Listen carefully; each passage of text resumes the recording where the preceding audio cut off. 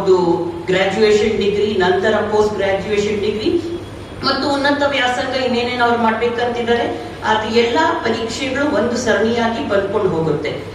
ಇನ್ನೊಂದು ನಾವೇನ್ ಇಲಾಖೆಯಲ್ಲಿ ಅರ್ಥ ಮಾಡ್ಕೊಳ್ಬೇಕಂತ ಹೇಳಿದ್ರೆ, ನಾವು ನಮ್ಮ ಸಂಪೂರ್ಣ ಇಲಾಖೆಯಲ್ಲಿ LKG ನಿಂದ ಕೆಲಸ ಮಾಡೋದು ಸುಮಾರು 12 ವರ್ಷ ನಾವೇನ್ ಕೆಲಸ ಮಾಡ್ತೀವಿ ಅದೆಲ್ಲ it is with focus on SSLC exam.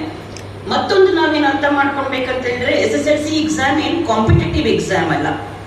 ಅಂದ್ರೆ ಯಾವ್ದಾದ್ರು ಉದ್ಯೋಗನ ಪಡ್ಕೊಳೋದಕ್ಕೆ ಅದು ಮೆರಿಟ್ ಬರುವಂತ ಎಕ್ಸಾಮ್ ಅಲ್ಲ. ಇವಾಗ 20 ವರ್ಷ 25 ವರ್ಷ ಹಿಂದೆ ಆ ಪ್ರಕಾರ ಪರಿಸ್ಥಿತಿ ಇತ್ತು, where SSLC exam was an end in it self.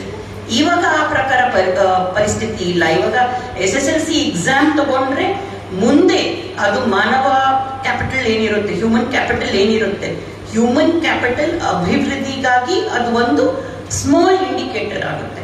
So ನಮ್ಮಲ್ಲಿ ನಾವು SSLC ಫಲಿತಾಂಶದ್ದು ನಾವು ಅಧ್ಯಯನ ಮಾಡಿದಾಗ ನಮ್ಮ ಇಲಾಖೆಯಲ್ಲಿ ಎಲ್ಲ ಹಿರಿಯ ಅಧಿಕಾರಿಗಳು ಸುಮಾರು 4-5